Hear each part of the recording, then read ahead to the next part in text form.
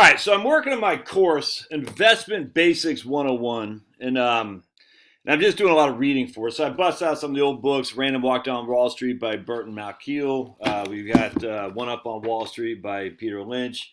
See my notes in there. I got my Bogle books, of course. Charles Ellis, Story of Long-Term Investment Excellence on the American Funds, essentially. And I'm very much enjoying this book, and I got just investment books at the wazoo, and everyone has a different take on it. I'm just reading this right now, and one thing that was interesting to me is he says rising industry concentration was associated with higher pay for executives, a decline in workers' bargaining power, and a falling investment in research and development. All right. Economists at the NBER, National Bureau of Economic Research, found that while low interest rates have traditionally been viewed as a positive for economic growth, extremely low interest rates may lead to lower growth by increasing market concentration. What simply means is the wealthier are getting wealthier, and all of us are holding the wet bag. All right, it's pretty interesting.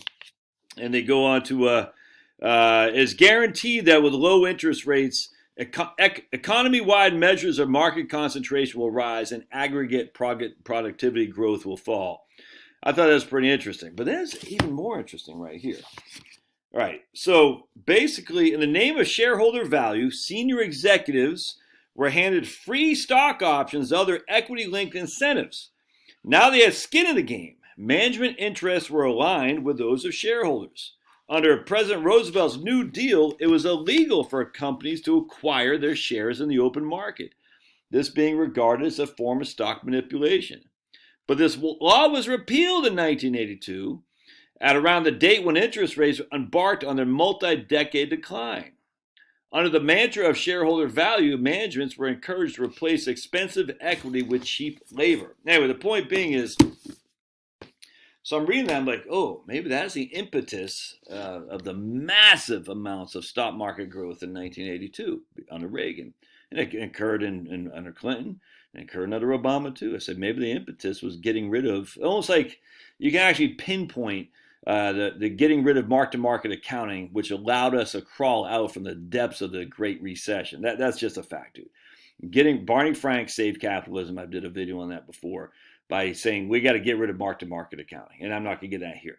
And I said, I wonder if you can do the same thing in 1982, because at the pinpoint of this massive growth of equities. So I started doing some research, and I started looking at my man Colbert's spreadsheets, 55e.co, and I'll put a link in the show notes. You can buy it. I think it's like $20, $35 or something like that. It's freaking fantastic, dude. And I said, what happens if every 30-year increments, all right? Because a retirement frame should be looked at 30 years. I mean, you might not last that long, I get that, but I think 30 years is most people say, yeah, that's a safe. 25 to 30 years is what you should look at. Now, the interesting thing is, we only have 5 unique 30-year time frames since basically the dawn of the modern stock market. I hate to even say the modern, because in 1871 was it really modern, but it doesn't matter. We have numbers for that. So we only have really 5 unique 30-year time frames. All right. And so the idea would be is that the markets were basically lagging until 1982, and then they took off like a bat out of hell because Reagan got rid of the FDR thing. If we're going to pinpoint it like we did mark-to-market accounting, getting rid of that to solve the great financial crisis. Ironically, that's not what happened. And so we're going to show you. So I just used Daniel Colbert's. I went from 1871 to 1900. That's one time. 1901 to 1930. That's a second. 1931, 1960, 1961 to 1990, and 1991 to 2020. So we have 5 unique time frames. That's not enough N to be statistically relevant, by the way. We don't know. But we still can go back 160 years or something like that. 50 years, I guess. From 1871 to 1900, the S&P 500 grew at a clip of 6.95% a year. And that was during massive deflation. So let me show you. It's crazy, actually. We go to 1871 to 1900. Here's inflation. Look at that, dude. From 1871 to 1900. Massive deflation.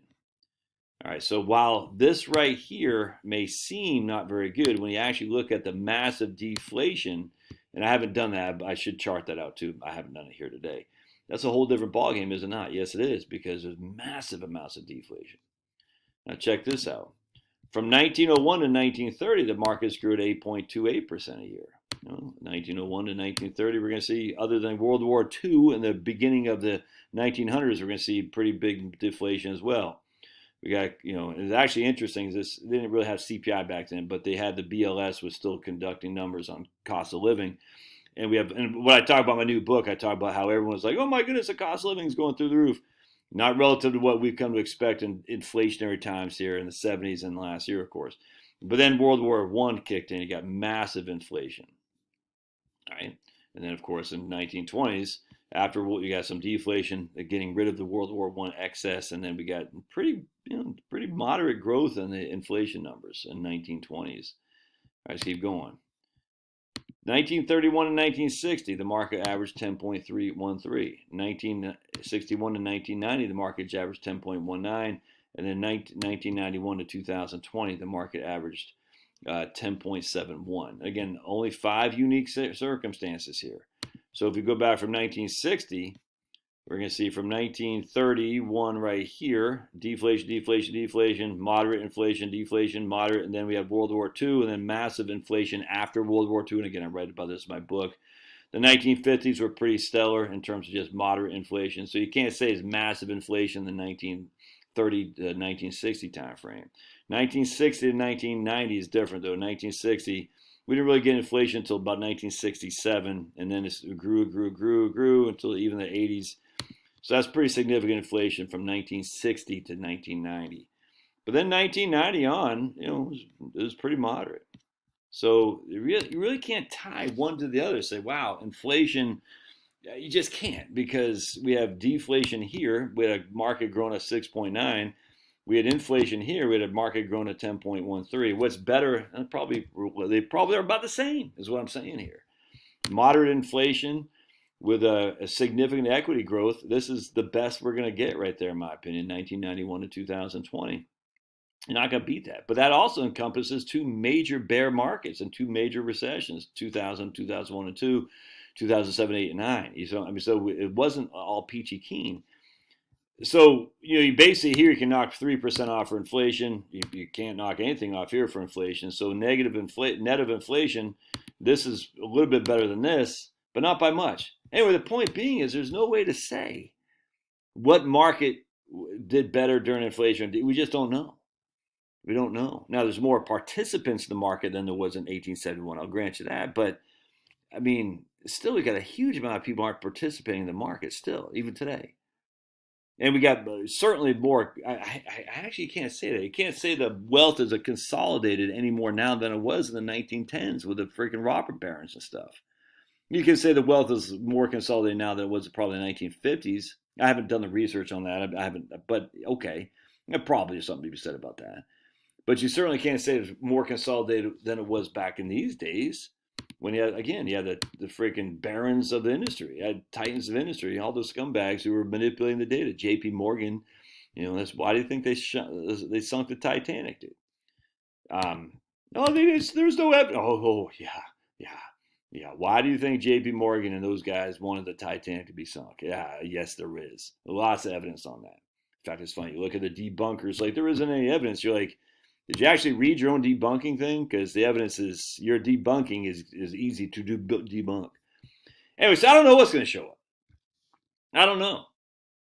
And that's the concern. It's like it's easy to fall for the idea that the markets is going to, because of massive amounts of spending, massive amounts of debt, and the fact that you have less and less participants. When I mean participants, in terms of it's consolidated more and more greatly at a select few.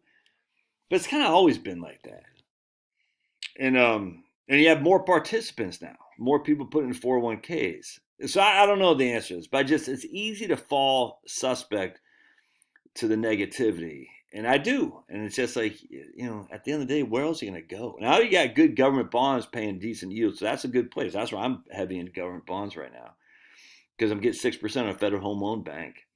But I'm not going to be there forever. I thought it might be called in June. I'm not sure it will be now, because it doesn't look like the interest rates are going to cut them anytime soon. But, the 10-year Treasury is still down to 3.3. Who knows what the hell's going to happen? At the end of the day, you can't control this. So you shouldn't spend a whole lot of time thinking that this is going to happen because of that. It's just, dude, we don't know. We don't know. And what I'd say is just get. And I was talking to this guy yesterday. He and his wife are crushing in Oklahoma. A good 65-35 portfolio. They got cash. They got no debt. He's driving a 2007 Toyota Tundra. She's driving a 2015 Toyota Highlander. I'm like shocked, because I always do my videos. You're ready to retire. Husband drives a 2007 Ford F-150. Wife drives a 2013 Toyota Camry. And it's the same old story, dude. Anyway, it's like, what are you going to do, man? He's got 65-35 portfolio among Fidelity ETFs, no cost. He's got cash. He's got no debt. I mean, there's nothing else to do. See, that's the difference between me, though. I don't have any cash. I don't have debt. See that difference there? You go into retirement with no cash and debt, you can afford to be a lot more aggressive. And I don't mean say aggressive like freaking swinging for the fences, but a good moderate to moderately aggressive portfolio. Absolutely. You go to retirement with debt, no cash, you can't afford that. Just that flat. All right, love your thoughts, man. Don't forget to subscribe to Doobie Doo. Don't forget I got my new book out there. Relax and Retire. I'll put links to all that in the show notes. Thanks now. And subscribe to Daniel Colbert's stuff, 55e.co.